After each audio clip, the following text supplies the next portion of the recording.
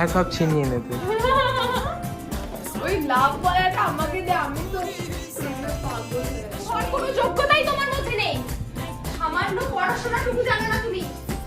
আমার ছেলের বউ হতে গেলে সামান্য পড়াশোনাটুকু জানতে হবে। না না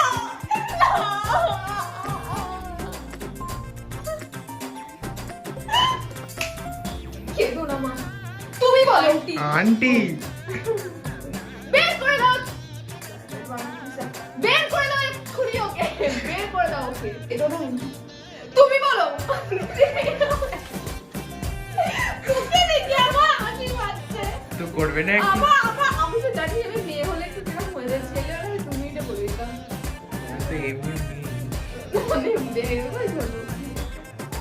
শাশুড়ি পাঠগুলো আজকের মতো হয়ে গেছে, তো এখন আমি যাচ্ছি বৌমা।